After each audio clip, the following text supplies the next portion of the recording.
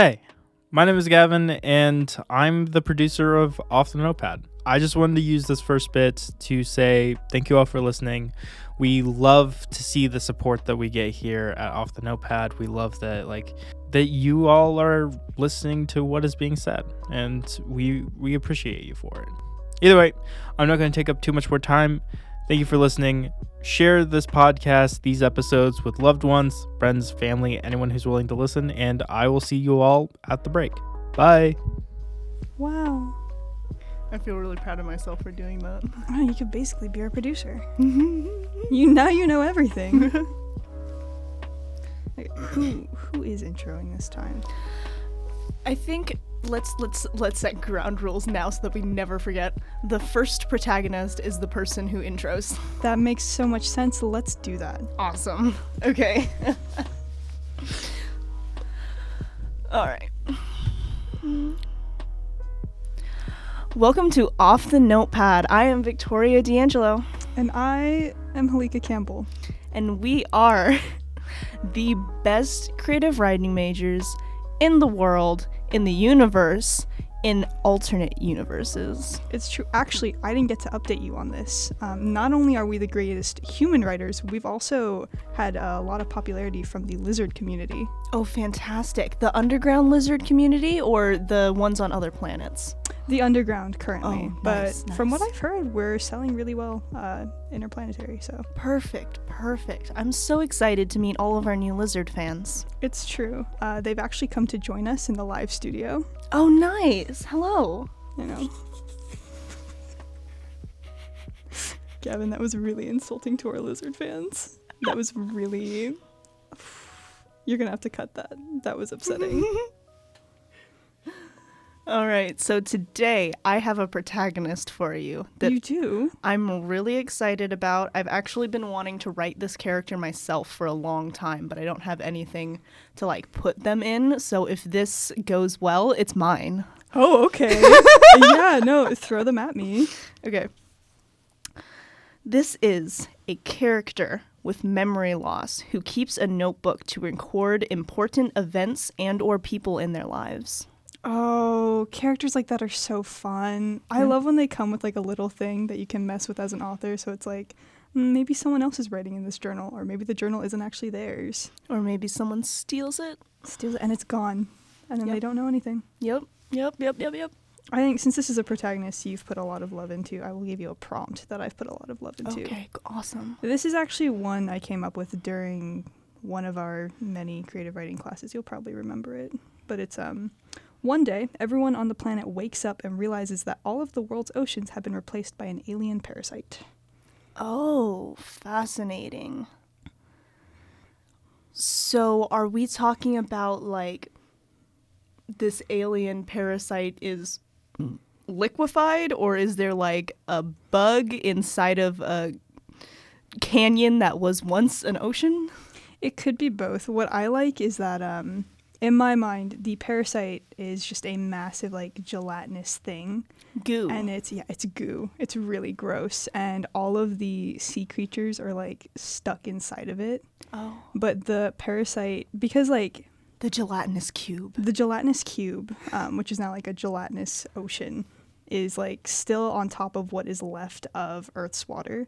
Because I think that it eats so much that it just dies on top of it. Oh. So it's still mimicking the movement of the waves, but it's just it's so big and gross. Okay. So I don't really have a plot tied to that. Maybe our protagonist is trying to get rid of that. Maybe they don't remember what an ocean is. Oh, that'd be so interesting. This character who doesn't know what the ocean is, and suddenly it's different and they don't realize it. Mm-hmm. Because that's not something you would ever write down in your journal, right? No, unless you were putting pictures in there. This ocean, the ocean is full of water, which is blue, not green. Yeah, and the sea creatures move. Yeah, I mean, it could also be someone who is trying to keep track of the parasite's growth, so they're constantly writing notes in this journal. Oh yeah. Because maybe they don't realize that they're losing their memory. Maybe they're just making notes, and then all of a sudden they start having these more personal entries. The longer the story goes on, where it's I'm looking back through some of these and I don't recognize my own handwriting. Oh, God. So it's like it gets scarier and scarier. So is our character trying to solve this problem? Is this problem solvable? I think it could be. It could be. Like if you could send the parasite back into space somehow. Okay. Space So, vacuum. Does that put our main character in a position that makes it realistic for him to solve the problem? Like, is he a scientist or astronaut or engineer? Oh, I love scientist characters. It's a fault. It's a He's a flaw. scientist. He could be a scientist. I mean, I like if he's a scientist and he's trying to keep his journal like nice and tidy. I also like, alternatively, this is a character who can't actually do anything about this, but they're trying anyways. Mm-hmm. So it's like it could just be someone who lives in this beach house alone, and every day he goes down to like pick up trash because he thinks like these little things will do something. Because then it could be like a coming of age story. But if he's a scientist, like what is the solution he's working towards? Well, I mean, for one, might be no apocalypse. That'd be nice. I don't know. I love the idea of this character with memory loss having like a really close connection with a lot of people, like really, really dedicated to his friends. And maybe one of them's like, God, I really loved the ocean. It's like, what are you talking about? What's an ocean? So like, I would love at the beginning of this narrative, you just see the main character opening their book and writing down, bring back the ocean for friend, insert friend here. Oh. Because then that makes the stakes are already pretty high. Yeah. Because it's also a scientist character, so failure is like not an option. Yeah. Because they always have to think like that, and I love them. I also like the idea of the memory loss is also really interesting because like if the protagonist is really close with a lot of people, but he's losing his memories, he's gonna forget people. Yeah. And he's not gonna. Eventually, it's gonna get to a point where he doesn't recognize the name he's fighting for. Oh no. But I think what makes that, like, to add another layer of tragedy on top of that, I like that maybe he could be having this recurring dream where he's on the beach with what he knows to be the ocean, but slowly like doesn't recognize over time. And there's a ton of faces around him, and they're all having a beach party. But as the dream continues, like throughout the story, the faces get blurrier. He starts to get scared of these people. Starts to fight against them. I want one of these dreams to just be him looking out the ocean and being like, why is it blue? That doesn't make sense. Yeah, maybe almost being terrified of it too. Yeah. Because like I imagine if the jello parasite, like even though it mimics the crashing of waves, it's gelatinous. Like it's not going to make a sound when it moves. It just moves. So it's like the crashing of waves in that dream is going to be terrifying. Yeah. He's like standing over a cliff and it's stormy and there's just so much ocean noise. No, it's terrifying. Is this gelatinous substance, like, are we thinking like gelatinous cube, like it will dissolve anything that touches it? I think anything that touches it gets sucked in. Okay. Stuff like that. Because that's how it's sort of treating like the sharks and the whales. They're just like stuck inside of it. Gotcha. Do those things not suffocate? It's either they suffocate or they're put into like some kind of stasis. One of those. I could see a stasis. Because like we could talk about what the politics of this world come to. Because then it's like, on one hand, this sucks because I can't quite get my boat across the gelatinous thing. But on the other, I can walk out there and I can just like yoink up a whale, make a profit. What if our main character loses a friend into the gelatinous substance and erases their name out of their notebook? Oh my god. Because they just can't. It's too much, so it's like scribbled out. I like it even better too because then the notes going from that point, obviously they'll remember for maybe like the first couple of days, but they'll forget a while. Eventually, like the observation notes are going to be a human has gotten stuck in this side because they're not going to move. Once you're in the gelatinous cube, you don't get out. God. You know, I want to amend that just slightly because I love all of that. But for like the first few days, maybe it's a week, maybe it's even longer than that. I want them to be like, I'm so terrified of forgetting them. I'm just going to think about them every single day. And then it reaches the point where it's like, I can't think about them anymore. I can't do that. This is worse. Yeah. Oh. Just imagine finding out something like that every single day. Oh, yeah. My best friend is stuck. Inside, yeah. Because you know what? At first, I think it's like, well, I'll get them out. Like, I'm working to get rid of this parasite. But as time goes on, it becomes more and more daunting, more and more unbearable. Nothing is getting out of this cube unless you're yoinking it up and killing it. So it's like, ooh, God, that's rough. Yeah. I'm curious if things stay alive when they come out. Because you mentioned, like, yoinking a whale out of this gelatinous goo. And that stands to reason that the people would find out, oh, is anything in that goo still alive? Because when you pull it out, like, you find out if it's alive or not. But I'm entranced with the idea of just, like, they don't know. Oh, yeah. Something gets stuck in there and you're like, are they alive? Are they dead? Yeah. Because it's like, I like the politics of, well, now we have a lot of sea creatures that are just, like, freely being taken. I also like the idea of they can't get into the goop. Like, anything they put into the goop, it does not come out. So it's like, then the parasite just becomes a major world issue.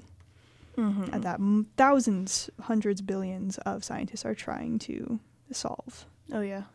We just happen to be following our protagonist in particular. What does the ending look like for this story? Is our scientist the one to solve the problem of the goop? Because I feel like he's not.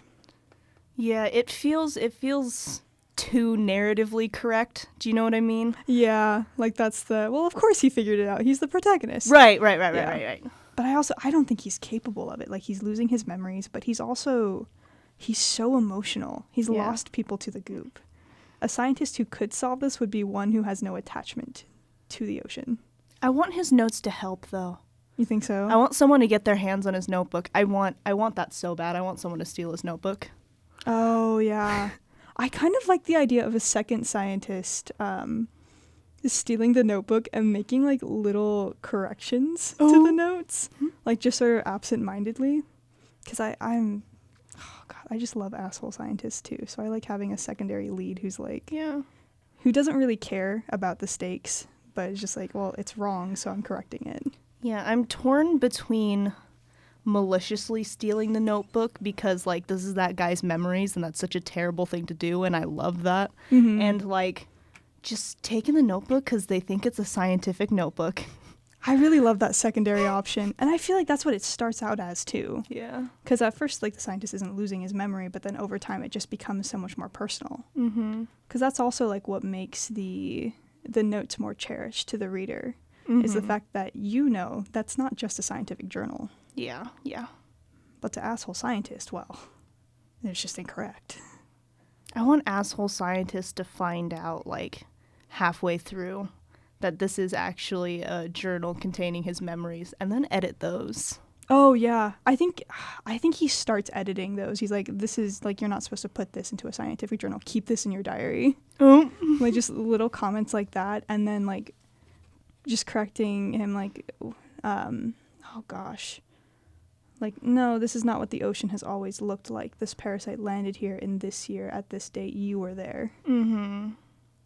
And then I think it becomes more personal, too. It's like because asshole scientist slowly realizes what's going on before scientist does. So asshole scientist, I think that's how we redeem asshole scientist in that part where asshole scientist goes, clearly you need someone to help you. Oh, he's getting redeemed? Okay. Yeah, real fast. Okay. No, because I imagine that this story is the notes. So it's like we see a lot of asshole scientists' corrections from the beginning, but as they get more and more personal and they start having conversations, maybe through passing the notebook back and forth, that's when asshole scientist becomes maybe just a little less of an asshole scientist. God, can we talk about form really quick? I adore, like, using strike through in fictional pieces. Yeah, no, it's so cool. Like, I want this to be like an actual journal entry and you see the strike through and maybe in parentheses or brackets what asshole scientist wrote down instead. Oh, yeah. I just like the idea of really messy pages. Yeah. And like, oh my God. Just additions, pages torn out. Blackout, lots of blackout. Yeah. Even though I imagine it can't be handwritten because these notes are probably like typed up. Like, I like the idea of like ink splotches, things getting messier as the journal goes on. Mm-hmm. Because then after a while too, you're going to forget that asshole scientist is here. So it's like, now you're working with this second voice, which you're not sure like, you don't know who it belongs to, if it's yours or someone else's. Mm-hmm. I don't think you could, I mean, theoretically, you could affect the font if you wanted to. It's just a little odd, but I think you could totally put, like, ink blotches, like, just wrap around the text. Mm-hmm, mm-hmm. Or just messing with, like, textures. Like, look, I tried to keep some of the gelatinous goop in my journal. Oh! That didn't work out. I want when they do hit the solution, because I feel like, I know asshole scientist has to be the one, or anyone else, honestly, who comes to the solution. I want the solution to the goop to be, like, ridiculously simple. Oh. Like, it's a... Throw salt on it. Yeah, I was just thinking salt. Like, they just toss a certain kind of refined salt, and it just, like, starts to sliver into itself. Mm-hmm. So then, like, all of the world has to come together and throw salt at the goop. I love it. It is sitting on top of a bed of salt water, so that's a little... It is. You'd have to work with, like, the purification of the salt or something like that. Yeah. Or whatever substance it is. It doesn't have to be salt. It could be sugar. It could be sugar. That would be funny. Yeah, I don't know. Like, it's just so ridiculously non-complicated. Because then we also get that final scene where the scientist is looking out at what's left of the new ocean and what that looks like. Because obviously this parasite... like drank a lot of the ocean to be sitting on top of it where no one can really see it. Yeah. So it's like maybe there's still like a coral reef sticking above because nothing can return to what it was. Yeah.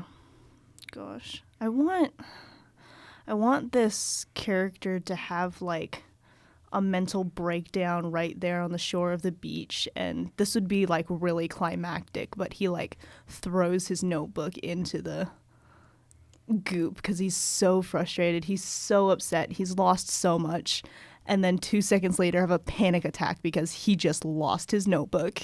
And maybe he writes that in the notebook too, where he's like, I tried to throw this into the goop, luckily it didn't sink all the way, so I was still able to grab it just in time, but like I was so angry, I was so emotional. I almost lost everything. It's like, oof. It's either that or I want asshole scientist to have like a page in there, like I took this out of the goop for you. Oh! Like this is the only lifeline you have to your memories. I'm not going to take care of you. Yeah. But he is, because he's not the biggest asshole. Moral of the story, just throw salt on it. Yeah, just throw salt on it. Or maybe sugar, ? In any case, thanks for joining us for the first segment. Shall we see you after the break? We, of course, are seeing you after the break, right? You wouldn't listen to like half an episode and then stop. That'd be ridiculous. We'll see you there. We'll see you. Where else? I know you've all heard it before, but hey, I hope you all enjoyed that first segment as much as I have. It's truly an honor to be able to listen to these pieces and edit them before they come out. And yeah, I love this position. Either way, next up, we see the strained relationship between a sheriff and their deputy when a town deals with a new element of power, we'll say. Either way, hope you all enjoyed this next segment, and I will see you all in the next episode. Bye! Hello, welcome back to Off the Notepad. We just had to take like a 10-minute break because we were fucking with our producer and he got very mad at us for recording on the wrong line. It's true. It's like, apparently, supposedly, it's like podcast etiquette to jump on a second line to record your second half. I don't understand it myself. And I don't personally care. We just decided to do it this one time for him. Yes, and he really appreciated that. He better. Okay. I'm pretty sure I have a protagonist for you. You're pretty sure? Pretty sure. Okay, cool. Are you ready? Yeah. Are you emotionally prepared? No. Okay, good. That's how I like to present these. So today, in this second half, we have the town sheriff, a kind, gruff local authority, an intense skeptic when it comes to the supernatural, but a believer in the good of people. This character is typically punished for their closed-minded view and inability to think outside the box. They find success once they put their trust in the unknown and take the leap they never thought they could. Oh, I love that inhale. What prompt do you have for me? So, here is my prompt for you. Someone close to you has developed a superpower alongside of 10% of the human population. How does society react to this, and how does our protagonist react to this? Oh, our skeptic local authority? Yes, that one. Can we establish that he's a small town cop? Is that okay? Yeah. I love small town sheriffs. They're so edgy for no reason. Like, oh, your wife died? Wow. Real original personality. Okay. Has developed superpowers. I take it our protagonist hasn't. Because that kind of sounded like what the prompt was hinting at. Yeah. But a very close friend of the sheriff. Yeah. The deputy. Oh, the deputy. Okay. So we have our older sheriff. We have our deputy. I think I want our deputy to be like the she's like new. She's a rookie. Oh, You yeah. know, rookie Oh, yeah. cop, older cop, yeah. Classic dynamic. I think she loves this town. She loves people. Mm-hmm. But I kind of think she has anger issues. Oh. I think she has a lot of unresolved things, and when she gets these powers, whatever they may be, I think she uses them for bad things. Is she born and raised in this town? Oh, yeah. Yeah. Yeah. She was a horse girl, for sure. Oh. Call back. Follow us on Instagram and DM us if you want to see Helika draw a horse. Yeah, you're going to have to pay me thousands of dollars to do that. Or just, I don't know, listen to our episodes. No, I think she's like, I want her to start off as like the very cliche, like, can do, sir, like, loves animals, loves people. But I want her to have like very strong opinions about her work, and for Sheriff to be like, no, you can't do it like that. Yeah. I like the, I think the power instance actually happens like at the end of chapter 1. So like the first part of chapter 1 is them like running a normal crime, like, I don't know, maybe Dave breaks into the local store and it's like, Dave, Yeah. we told you if you had money problems, come to us. Yeah. And I think our deputy has that normal speech where it's like, don't you wish something more would happen in this town? Oh, God. And Sheriff is like, absolutely not. What? Shut up. My day's a good day if I have no work to do. Oh, and he says exactly that. Yeah. He's like, he's so happy. And he tells her, too, he's like, you wouldn't understand. We used to have crime all the time. Yeah. And then I became sheriff and cracked down, and it's been like that for the last 30 years. Mm-hmm. And she's like, yeah, well, I guess maintaining the peace is pretty important. Yeah. And then she gets powers. And I want this powers thing to happen, and like, there's got to be some bad people in town who are using it wrong, and then Sheriff is like, oh, these powers are what's the problem. Oh, yeah. Yeah. No, fear of the unknown. He doesn't understand them. He goes, I don't think he goes, we need to detain everyone who has a power. But I think... But does the government? Oh, I think the government does. Or, alternatively, because I feel like government hunts down people with powers. It's very Marvel. It's very X-Men. It could also be like, this powers thing is hitting us all really strong. We can't exactly detain people who can stop time, so on and so forth. But maybe... I mean, you could. You could. It just... You could. would I've just written kinda- that once. It's true. Maybe. You could. You get the right technology, and you just, boop, get some bracers on. Time means nothing if they're stuck in a metal box. It is true. Keep them in the box. They can't get out. Oh, God, what was I saying? It could also be like, we can't stop everyone with power, so let's get progressive. Let's educate people on how to use their powers. Well, it's like, I feel like if we let the government be nice to the people, then we can let everyone else get really mean, Okay. So it's like, the government, world governments are like, okay, this is a problem, but we're just going to work on educating people. We're going to work on protecting civilians who don't have powers because they will be taken advantage of. We know this. But immediately, like, we already have power hierarchy. Oh, yeah. Like, it's just without a question. And Sheriff is like, this is kind of shit. Yeah. I hate my job now. So now we're in this small town. Sheriff has been told by the government, like, you need to educate these people. I don't think Sheriff wants to do that. No, I feel like Sheriff is being, like, low-key discriminatory, but, like, maybe he's not trying to, but it's just, like, you know, it makes sense in his brain, like, oh, take the super people and put them in their own classroom, away from the normal people. Oh, yeah. You know? He Because doesn't- they have to learn. They have to learn. They have to learn. And what do normal people need to learn about power shit? Like, that's not on us. Mm-hmm. When in reality, everyone needs to be educated in the new circumstances. So I think he is extremely ignorant. I think he starts getting kind of, like, standoffish with Deputy, because Deputy's, like, developing her powers. I want them to be really destructive, like, almost pyrokinesis, but worse. Yeah. Like, it's more and more explosive. Explosion. She is Bakugo. She could be Bakugo. Yeah. I really do want her to have, like, some kind of explosion, like, control over that sort of energy, that sort of momentum. Mm-hmm. So I think she uses it once to catch someone else. And at first, it's this moment of, oh my god, I can't believe I did that. But then it becomes pride. Oh my god, I did that. Yes, exactly. And she turns to Sheriff, and it's just this, like, he makes this face at her that she has never seen him make before.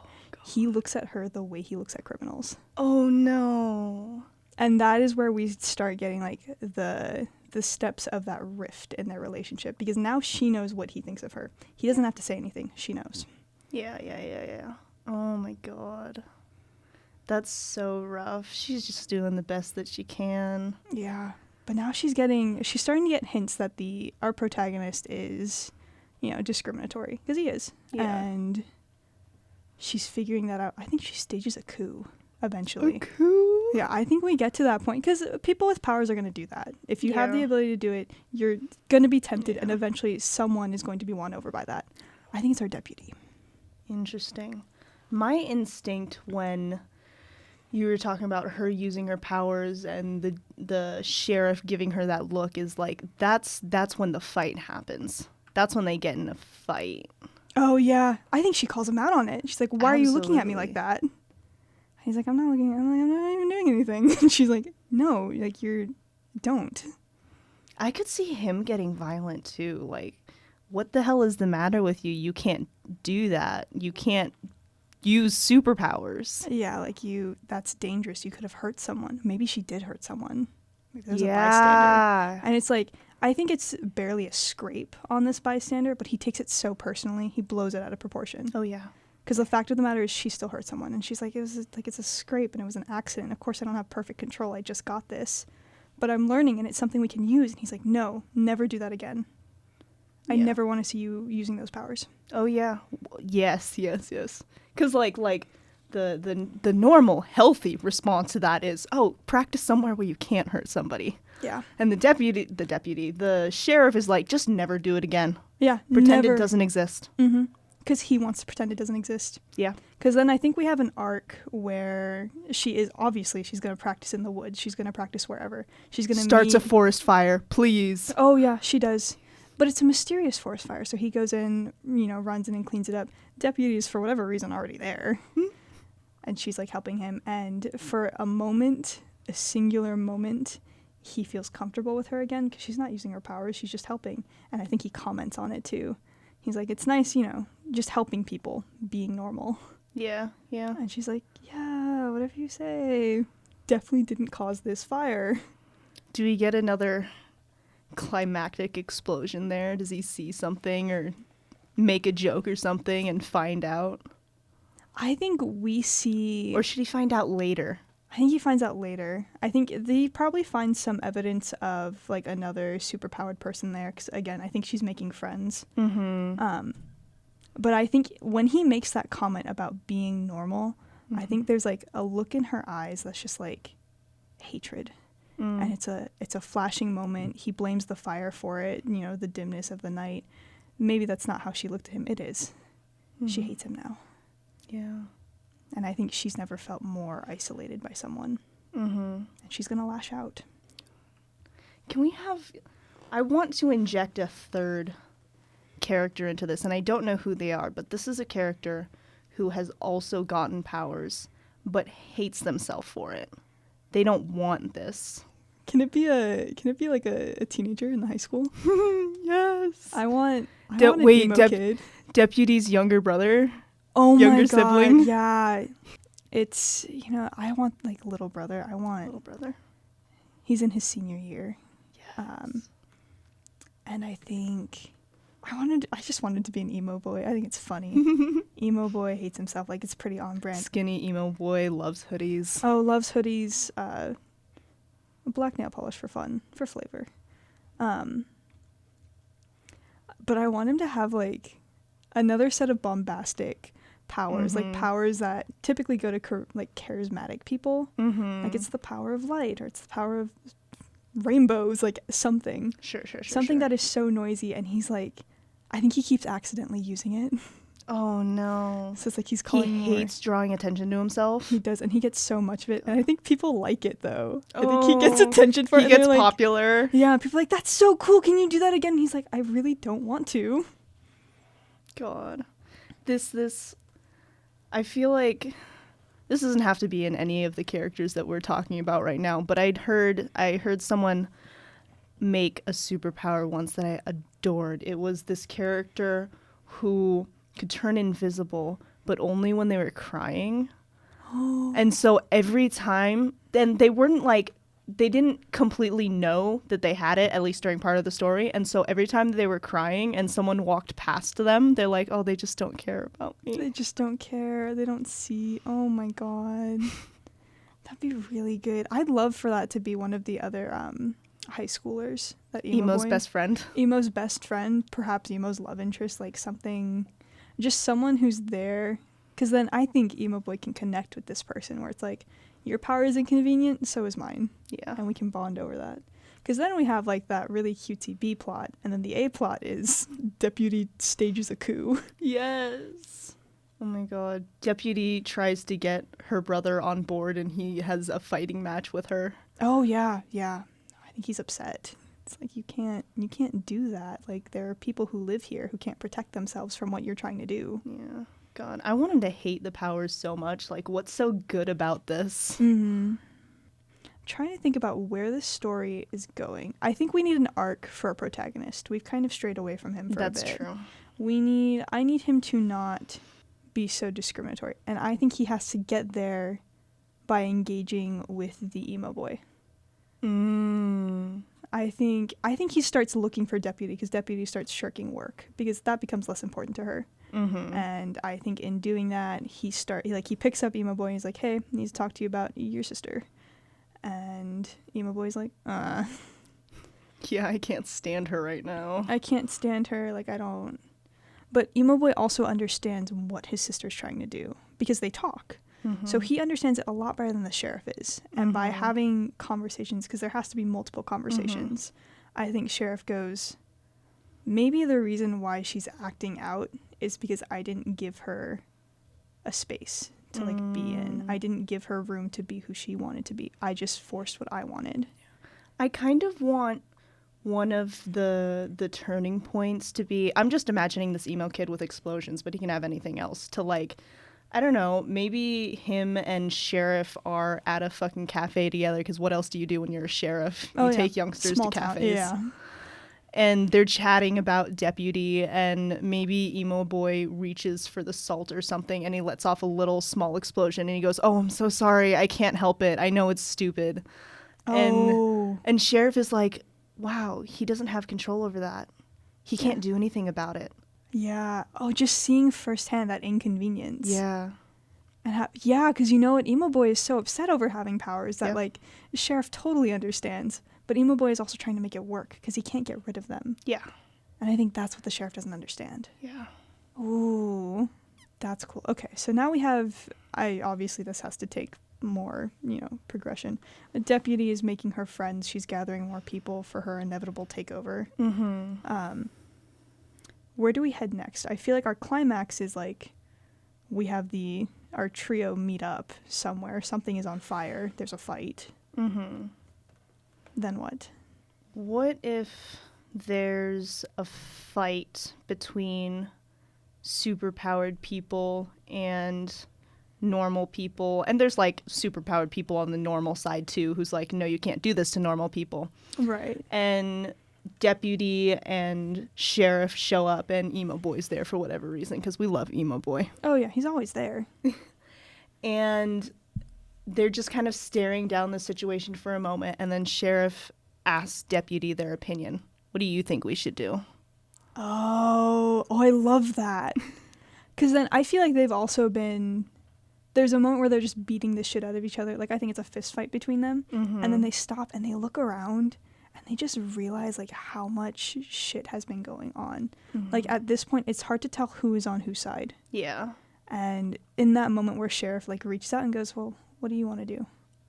Because it's like, I may not agree with you. You may have started this. You're still the deputy, and I'm still the sheriff. Yeah. So how about we stop this together? Yeah. Oh, I love that. Yeah, and it's so good because, like, before this, it was just a very much, no, I don't value your opinion. I don't value who you are. Do it my way. Mm-hmm. What do you think we should do? Yeah.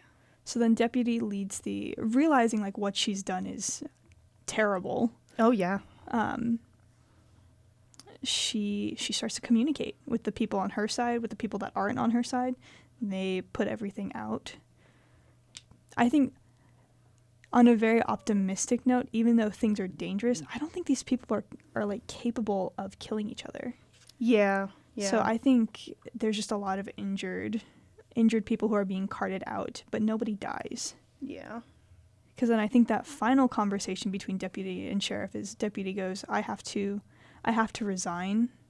And sheriff's like, no, like you're my deputy. And she goes, no, I have to make up for what I did. Mm-hmm. So she does some community service. She becomes a teacher for superpowered people. Yes. But I think sheriff also, like whatever that community service is, he's also joining in on it. Because he's done maybe not as much harm as she has. Sheriff becomes her deputy. Sheriff becomes her deputy. Sometimes the real deputy was in you all along. Oh.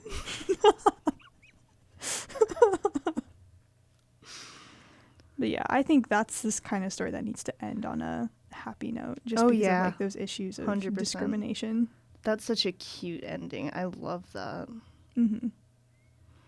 And you know what? I think the invisible character, whoever they end up being, I think at the very end they realize that their invisibility, like they can't control it when they're crying, but they start crying and for the first time they don't go invisible. Like it's tears of happiness or something affects that. Oh, yes. And emo boy turns like, oh my god, you're crying. You're crying. Oh. It's like just this precious moment where Oh it's like, no, I love that. Tears of happiness. yeah, like, oh my god, it'd be so cute. Just end it cutely. Like let it be. Yes. Oh, I've never been so happy to have a happy ending. I don't like happy endings, but that was it was very satisfactory. Yeah. Write that one, send it to us at our podcast email, which is offthenotepad@gmail.com. I didn't forget. Or follow us on Instagram at offthenotepad and DM us or comment on anything that has ever come out, even if it was 20 years ago, because we've had it for that long. You haven't been following us for 20 years? What kind of fan are you? How dare you? I won't gatekeep. You can follow us whenever, I guess. But you do have to listen to our 20 years worth of episodes. Absolutely. Follow us now. Yes. All right, we will catch you in the next episode. Bye. Bye.